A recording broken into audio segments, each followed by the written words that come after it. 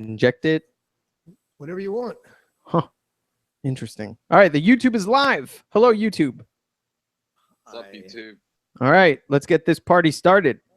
Is he loud enough for you? I believe so. Chaz. Sure, yeah. Yeah, he sounds good.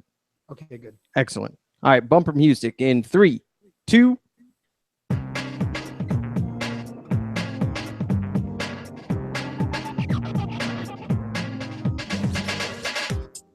Welcome to the Sober Happy Hour radio broadcast. I am your host. We are streaming to you live on youtube.com and all over your eardrums through podcast on iTunes or Apple Podcasts or whatever the hell it's called. We are here from multiple locations. We will tell you about that in a moment. If you want to send us an email, soberhappyhour@gmail.com, facebook.com/soberhappyhour. Follow us on Twitter @soberhappyhour, and anything else, Sober Happy Hour. And you'll find us. Doesn't matter where, doesn't matter when. Or if you're one of those middle-aged people that doesn't know much about technology, just Google Sober Happy Hour. If you still use AOL and would like to find Sober Happy Hour, good luck. So, with me as always, my two very good friends, Chaz and Robinson. Say hello, gentlemen. Hello, gentlemen. Hello, gentlemen. Excellent. Wonderful. Good to see you. Robinson, you look like Yes. you're in a new environment. Where the hell are you? I am back in Vietnam this week. Wonderful. I say this week because next week I will be in the Philippines. In the Philippines, that's a new one. Yeah. Gonna go hang out with Duterte? Duterte. I don't think so. Unless somebody's going to pay me to assassinate him. Oh, I didn't say Well, that. no, on that. just don't Just delete that. Delete just that. don't do anything with any illicit substances either. We just lost all of our advertising. They just pulled it immediately right there. I didn't. It's interesting because I am a big fan and follower of the Philip DeFranco show, and he's been talking about, as have many other YouTubers, been talking about the advertising boycott that has hit YouTube over the last month or two, and now they're slowly coming back. But YouTube is trying really, really hard to keep them happy by using robots to determine what shows are advertiser friendly.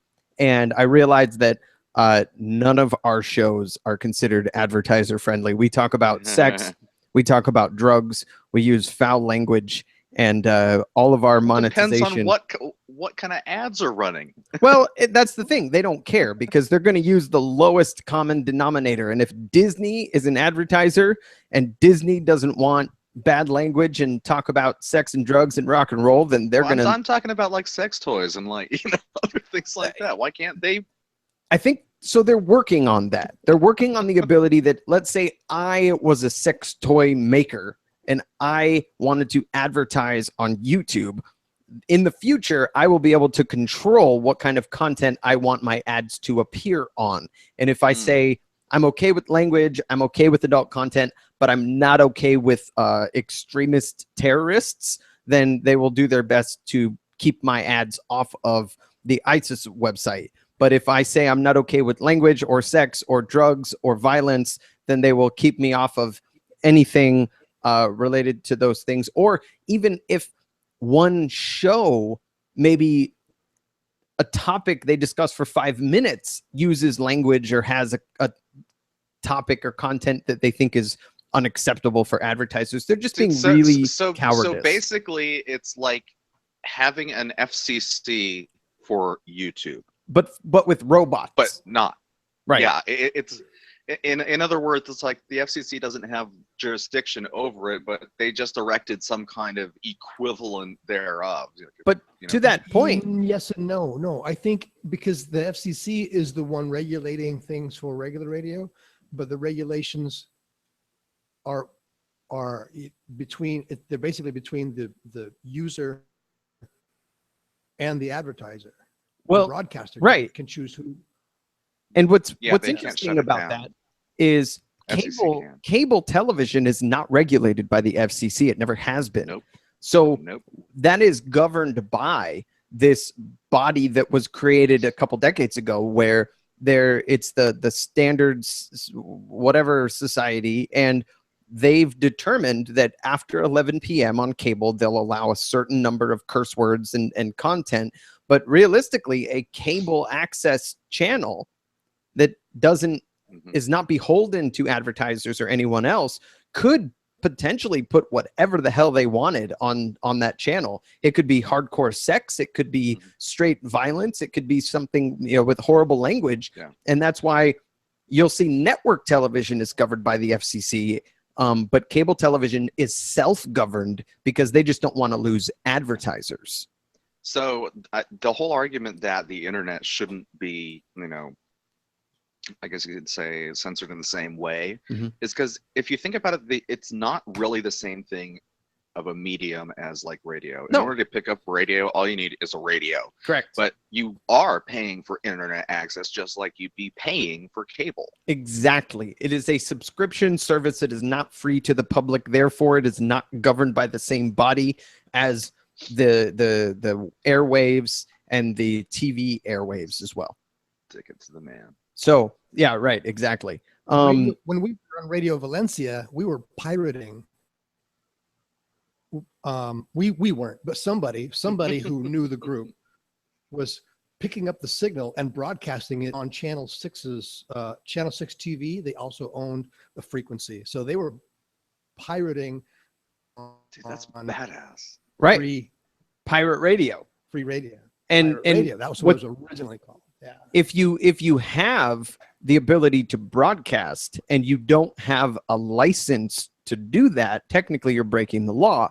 And the reason being is that any radio receiver can receive that content. Therefore, it is governed by the FCC. Without a license, that means they can't put their thumb on you. They can't stop you from having special content. That's why when we were on Radio Valencia, even though it was an independent station that was not licensed, we still kept the language to a minimum. We still tried to follow those rules because we didn't want to shine a spotlight on the station and get them shut down. Yeah. So anyway, glad to be back.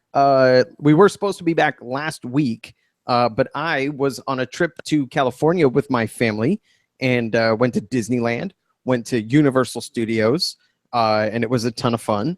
Disneyland, there are very weird, addicted people to Disney. I had no idea, but it's kind of strange. There was a girl in front of me at the one of the parades, and she was probably 25, 27 years old, and she was wearing mini ears and a Disney shirt and a Disney backpack and a Disney, whatever purse, and she was like super Disneyed out, and she was wearing a button that she bought at a shop that said, celebrating my birthday.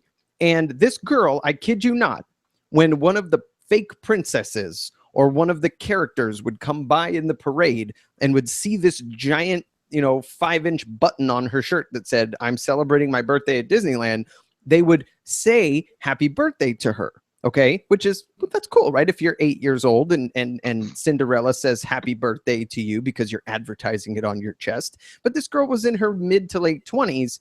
And when the third or fourth Disney princess said happy birthday to her during this parade, she broke down in tears and started acting like those Asian girls did when Michael Jackson would touch their fingers from stage in the 1980s, and they would just faint and cry and act like they just got touched by the hand of God. That was what this girl was behaving like because of fake minimum wage paid Disney princesses at Disneyland. It was really disturbing. Anyway, that's borderline addiction. Yeah, exactly. Absolutely. I don't want to see her house. You ever see Dodgeball?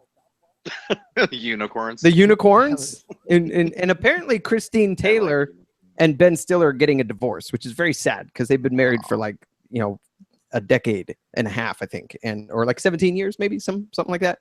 And it's very sad because I thought they were a good couple and made funny movies. But anyway, let's get let's get right onto the topics for tonight.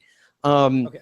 Robinson, you were going to talk about something that was somewhat related to what we were just talking about regarding YouTube and advertisers. This is YouTube and something else. What was your topic tonight? I don't remember the girl's name, and I got this from Philip DeFranco, who is my favorite news source. He's very unbiased and probably the best source of news for just like what's happening I agree. in the world. And this young lady who was very socially retarded. No, I don't want to say socially retarded. She was just not very popular in school. And she realized that all of her friends were always talking about the latest hashtag YouTube, whatever. Or So the people that she wanted to be friends with. Yes, the people that she wanted to be associated with. The cool And kids. so she decided to step it up and get on YouTube and see what's going on so that she would have some input. She would know what they were talking about and maybe bring something in and kind of be accepted a little bit. Be relevant. And yeah, be relevant and to whatever the topic is that might be happening. And so her parents said that she was becoming irritable at times when she should be eating dinner, but she was like focusing on watching YouTube, and she spent all of her free time just watching YouTube and trying to, get information. And they thought she had an addiction and sent her to, well, help me out here. I can't remember the name of the big rehab center that everybody sends you to. It's like $10,000 a month for 6 months. And of course they're going to take her, but it's just like, it's pretty absurd. I personally don't think that was an addiction. It was just trying to keep up. And perhaps a little over the top and a little obsessive, right? She was obviously, battling with at least mild depression, and she was utilizing YouTube as a means of trying to be accepted. You have girls that and guys that will go out and spend money they don't have on the latest fashion and shoes and haircuts and trying to fit in and look cool and be noticed by the cool kids. And we don't call that an addiction. We don't send people away to rehab for shit like that. Yeah, for being goth or right. Yeah. But this girl was then there's no follow-up yet. We don't know exactly where things stand with this person. But something bad happened. Did it not? Let me see. I don't remember, but if anybody wants to investigate it, just go to the Philip DeFranco show on YouTube, and you can look down his list of shows, and it's the name of the topic. And definitely subscribe to him because he's really got a great show. I agree. He's one of those people who've been around for a long time and survived a lot of bullshit. So he's good. So what happened?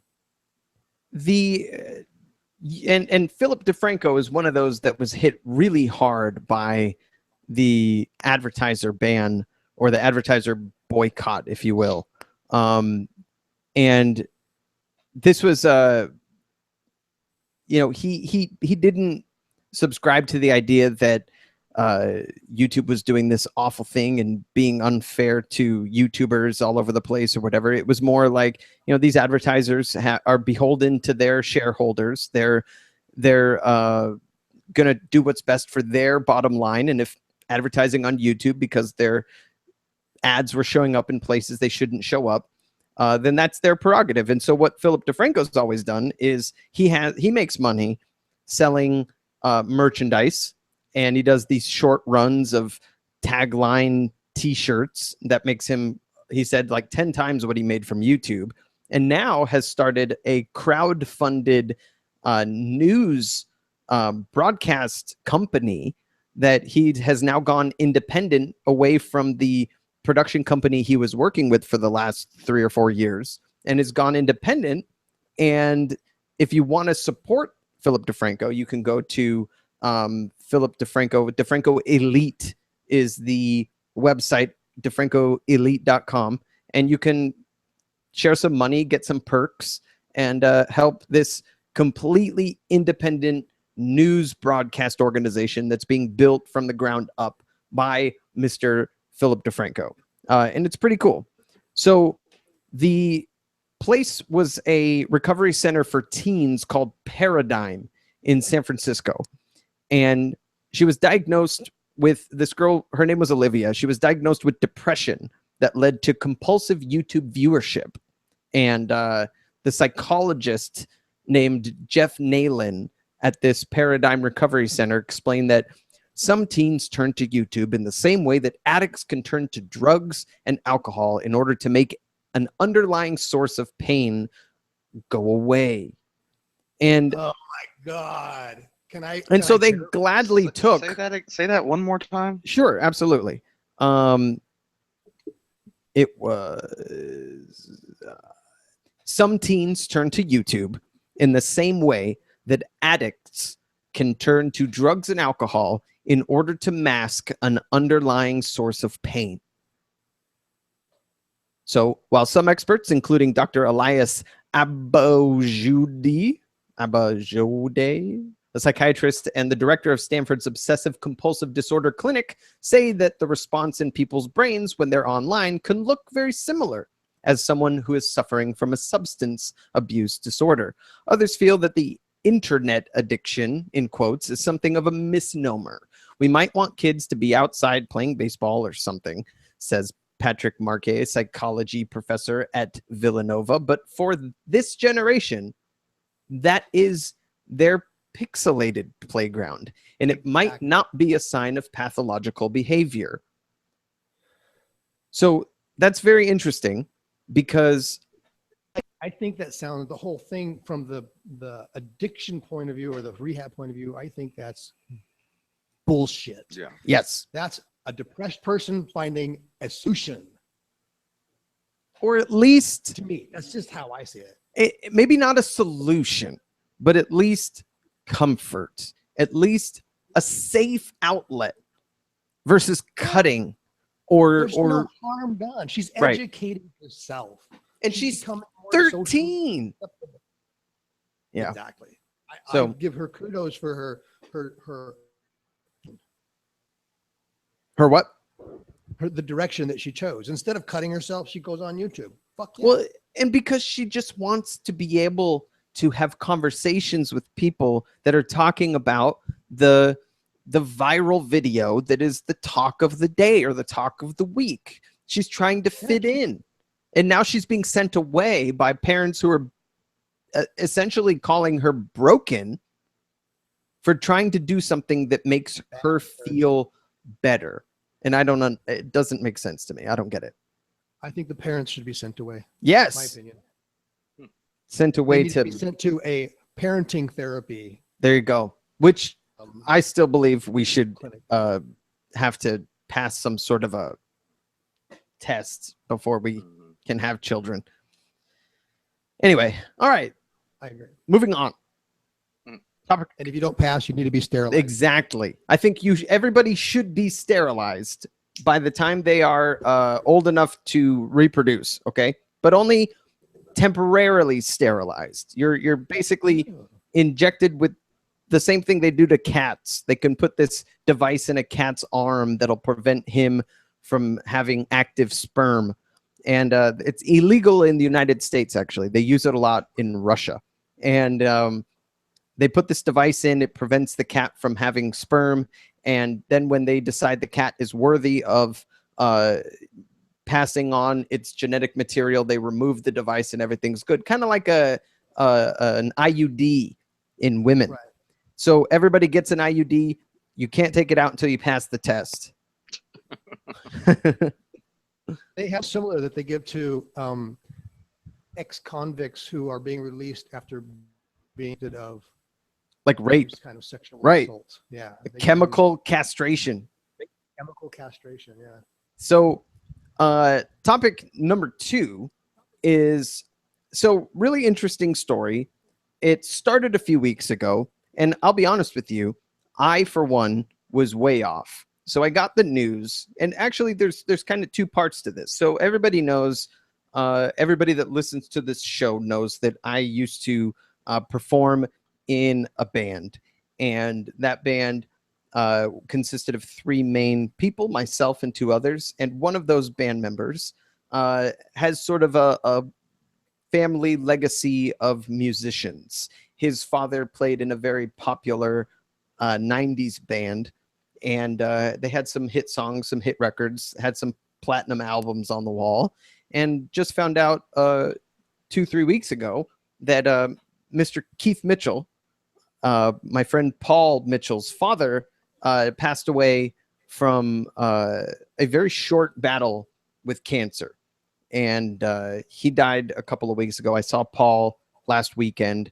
And so that was very sad because his music career had gone away in the 2000s. And he was kind of scraping to get by, even though he had platinum records on the wall. By the way, they're not made of actual platinum.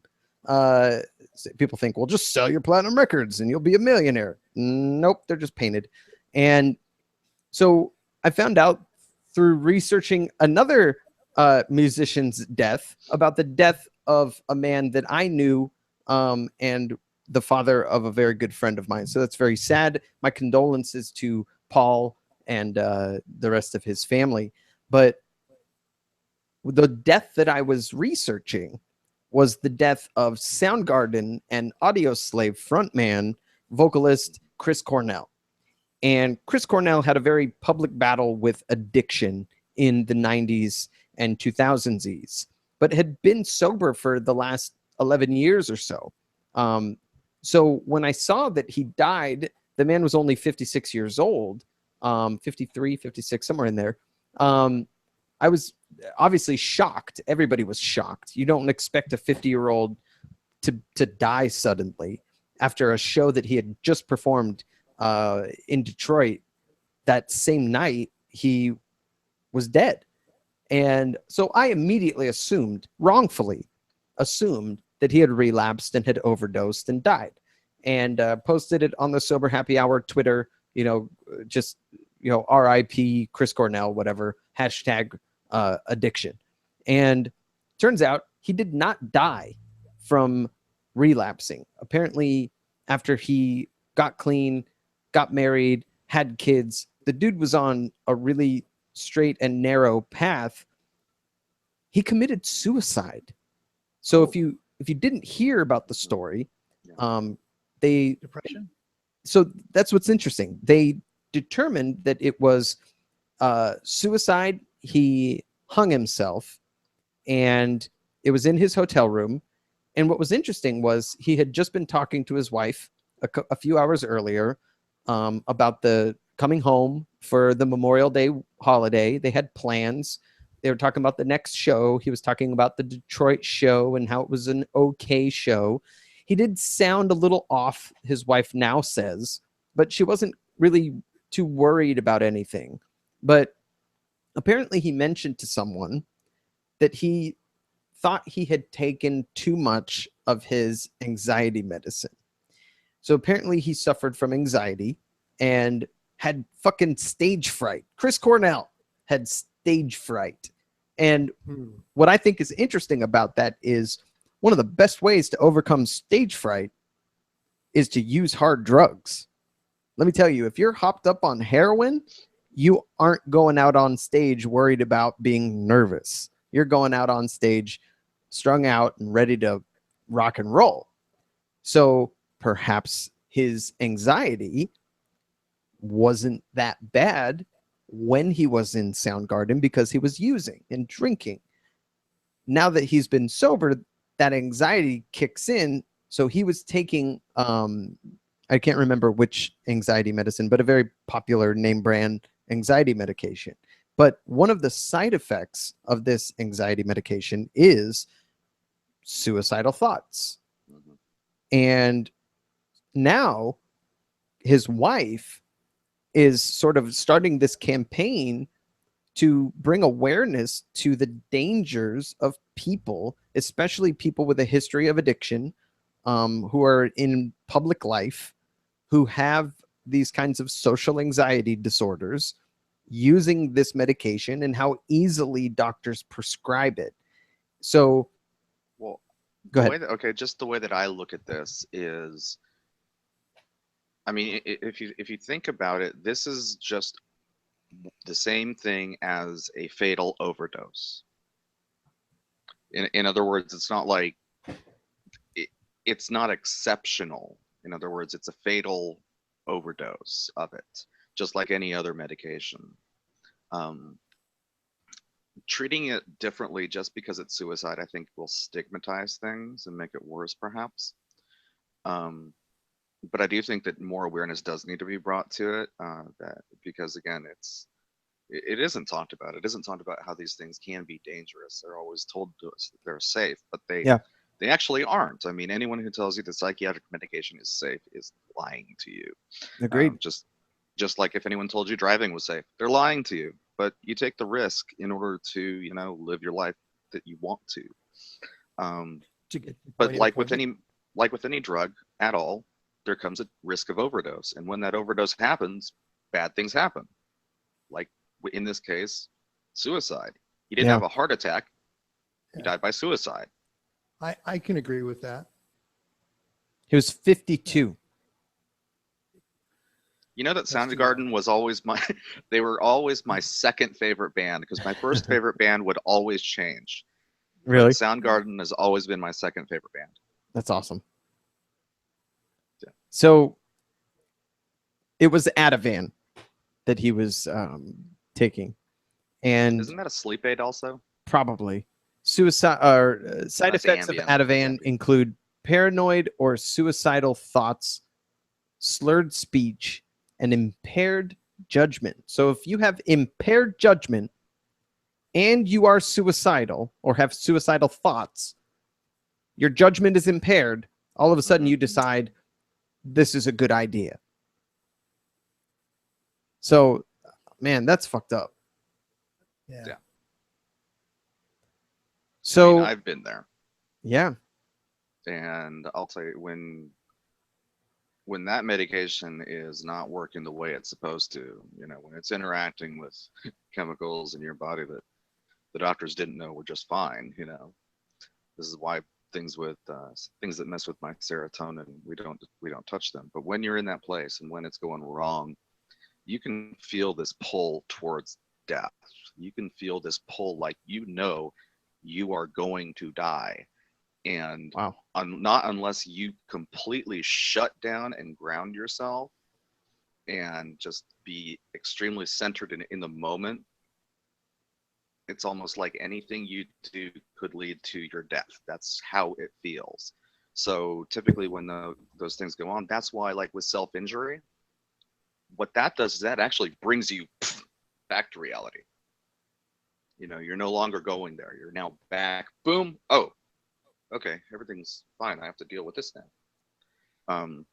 Unfortunately, it works very well as far as grounding goes, but you have to be absolutely in the moment because you feel yourself going forward, and it's just not going to stop unless you either take action and pull it away. And the degree of will that's required at that moment, I compare it to like when a pilot is flying a plane and the plane is crashing and they're pulling back on the throttle or whatever it's called, and it's almost like breaking their arm because they are pulling against the full weight of the plane. That is exactly what it feels like.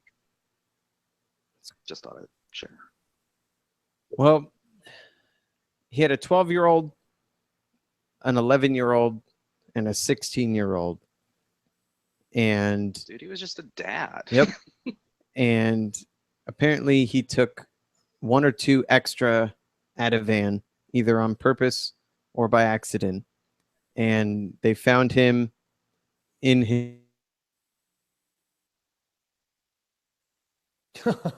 Oh shit. We're still live. We are. Huh. Anyway, rest in peace, Chris Cornell. Yeah, no kidding, man. I mean, I was bummed as hell because I'd always wanted to go see them, and I like missed them every time they came through, and I've always wanted to go. But They hadn't toured for a while. no, they hadn't. Is that you, Mike? Are you back? No, someone's back. All right, we'll Oh. give him a minute. Wait, hold on. We got. What do we got here? similar to the death of what's his name? Shit. Are you back? Did you know you went blank for a minute? No, did I? Yeah, dude, you dropped Did you off, just- and we still for can't how see long? you. It just said, like, Oh, for a 15 good, seconds? yeah.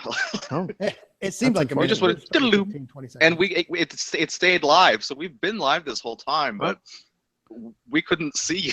well, so what I was saying was, just in case nobody heard what I was saying, really important to remember that just because someone is a recovering addict does not mean that if you hear news of their sudden death, that they relapsed and died of an overdose. I mean, you look at Robin Williams. He was a very famous recovering, relapsing addict and alcoholic. And when he died, they're now finding out, there are now reports that he had just been diagnosed with some form of early Alzheimer's or dementia as the result of Parkinson's, and that he may have committed suicide almost just in this weird foggy state of like he had lost himself. And people are there are reports that people that knew him would see him sort of slip out of himself occasionally, and he would be acting like a totally different person. And very similar to if you're have impaired judgment and suicidal thoughts, suicide can happen. So I don't even want to give my normal suicide prevention hotline, your life is worth living speech that I give when we talk about suicide on this show, because I do not believe that Chris Cornell committed suicide on purpose. Yeah, I mean that would actually. I mean, you're absolutely right. That would be kind of ignoring the problem. Right.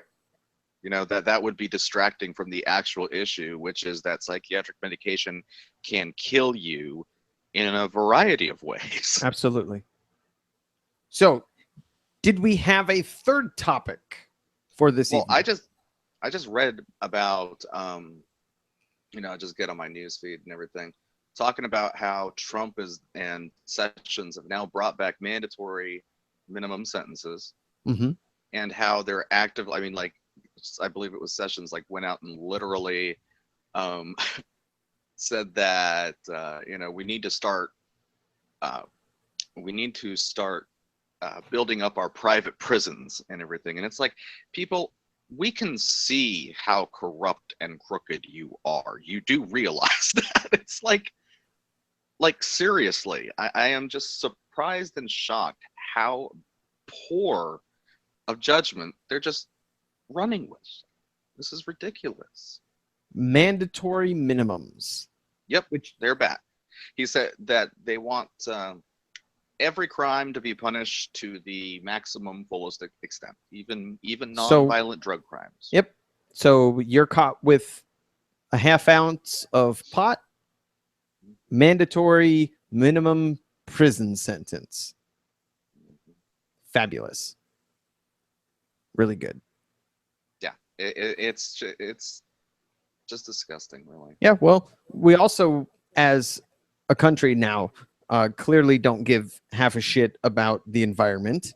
And dude, it's nihilism. It's straight up nihilism. They do not believe that we have a future. Sure. Okay, they do not believe that we have a future. Either one, they think that they're going to nuke everything and they'll all die. Two, Jesus is going to come back and eat them all. Yum. Or three, Nom, nom, they're nom, just nom. they're just not going to be alive when the consequences of their actions come about, so they don't care. There is a third option, and that is the hardcore religious folk that believe in the Bible. When the great flood came, God said that it would never come again, that was a one-time thing. So if you really subscribe to that belief, then the idea that the polar ice caps will melt and that Florida will disappear and There goes Mar-a-Lago. the Earth will end due to climate change. That can't happen. Well, I read this one article, and this guy, it was a Fox News. It was obvious propaganda. It was like saying that everyone should be happy we pulled out of the Paris Accord because it meant like 5 people in Pennsylvania will now have a job, or might have a job. Might, because it's not. Yeah. Even though there's a solar company offering to train former coal workers to do clean energy jobs for free. This guy, this author said that it's a good thing we got out of it because the Paris, the things in the Paris Accord wouldn't have done 1 iota to stop a dangerous climate change. It's like, so you're acknowledging it.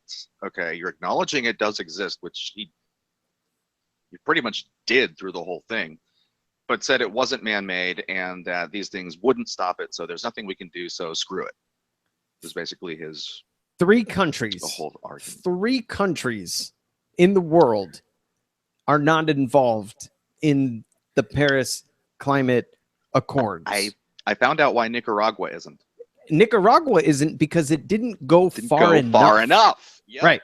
It wasn't enough to actually make the difference that the Nicaraguans, that's how you say it, Nicaragua, that's not enough to actually make as big a difference as the Nicaraguan government wants there to be. Therefore, they said, no, we won't subscribe to this because it doesn't go far enough. And then Syria Which didn't is just get a on little board busy right now. because they're in the middle of a goddamn civil war. It was occupied at the literally moment. It was literally the most impressive display of diplomacy in the history of the world. And we now have decided to give a big middle finger to the rest of the world and say, not interested. It's absurd. Speaking of war, I just heard this morning that the town that I'm planning on going to in the Philippines, I'm going to be looking for an apartment like just south of Manila. I just heard that there was a massacre there because there's a war going on. Wow. And you're going to this country? Sure, why not? There was some, and before we end the show, I'm not a big thoughts and prayers kind of guy, but I will tell you this, like the UK specifically, the English people, they've been going through some shit lately. I mean, I get how much Ariana Grande sucks and that, too soon? Was it too soon? Yeah. Too soon. But this shit with this dude running people over on the London Bridge and this other motherfucker coming in with a knife and stabbing people up. And like, it's just, come on, man. Like, this is not the world we should be living in right now, where you're walking down the fucking street and you have to worry about somebody running you over with their car. So, thoughts and prayers, hearts and minds, love, peace, chicken grease, whatever you want to say. None of that changes what happened and the people that died. But I will say this. How about a big fuck you to these extremist douchebags who are out to kill and terrorize and make people live in fear? We as a world, not just as a country, as a society, but as a human population, as a species, we need to stand up to this shit. And I love that after what happened in Manchester at the Ariana Grande concert, that tens of thousands of people flooded the streets within 24 hours as a big middle finger to these pussy cowards. And I'll tell you right now, 72 virgins, you blow yourself up for Allah for 72 virgins. What the fuck are you going to do with 72 virgins? You give me 3 whores and I'm going to have a better time than with 72 virgins. And if you absolutely give me feel some that experience. you have to kill people, through any kind of act like that, do yourself a favor. Like, if you just cannot stop that shit, if it's just gonna happen, I have just some advice for you, and that is kill yourself first. Just do Yeah. yourself a favor and kill yourself first, and you'll be looked on as not a total douchebag. Absolutely. Or go Your survivors. go to North Korea and do yourself this terrorist act. That'd be okay. I mean, there's quite a few cocksuckers over there that deserve it, you know, but these people were just trying to get some exercise on the London Bridge, and you mow them down like a coward. Of course, car versus person, who's gonna win? Car wins every time. So fuck you. Hug your kids. And you know, it doesn't help when we have people in power, whether it's Putin in Russia or Kim Jong Fatty in North Korea or Donald Trump in the United States. When you puff up your chest and act like a tough guy, you're asking for trouble. And that's the last thing we need in this world, are these leaders who puff up their chests and ask for trouble. Because if you think that you can stop every single individual radicalized cocksucker out there that wants to kill people, that's never going to happen. So how about we go out of our way to stop pissing them off? How about we don't go to Muslim countries and talk about how terrible the Islamic religion is, like, to their fucking faces? How about we just keep our shit to ourselves and let people live them lives? How about we stop trying to take over other countries? How about, why have we been in Afghanistan for 15 fucking years? Like, give me a break. Yeah, that's not going to piss people off. So I hate to end on a negative note, but more than anything, we don't know. It's still developing in London right now with all the shit that's gone down there. So I'll tell you right now, anybody from London wants to come to the U.S., come to Phoenix. It's 137,000 degrees outside right now, but yeah, hey, people aren't running people down with cars over here. So come on over. We'd love to have you. And there was some apparently some jackass that was driving the wrong way down the freeway again last night. So people need to stop doing that shit. But hey, at least in Arizona, they're mowing people down with their cars because they're stupid, not because they're religious extremists. So you choose which one's better. So if that is where, those are our 3 topics. This is our new format, and I actually really do like our new format. I think it is wonderful. I like it too. And it helps us get more a-talking, and from all 3 of us, instead of just having to listen to myself speak all the time. But this is the Sober Happy Hour radio broadcast, coming to you live on youtube.com. You can check us out on Facebook, facebook.com/soberhappyhour. Send us an email, soberhappyhour@gmail.com, and follow us on Twitter @soberhappyhour. I think, and I know I've said this, but I will say it again, and I say it with a bit more confidence this time. I think I have found an inexpensive way to get the podcast back up and running. I think I've narrowed it down to the service that we're going to use, and I think it'll be worth it, and I think it's going to make life a lot easier. So when the podcast is back up and running, we will be the first to let you know. You make sure that you subscribe or resubscribe. You download all the old episodes again, just to help us get our numbers up and be found on the podcast platforms yet again, because we've been without a podcast for a little while right now, and we appreciate you tuning in. We will be back in 2 weeks, and we'll have 3 new topics for you. If you or yours is considering getting sober, I highly recommend it. Good night. Good night. Good night.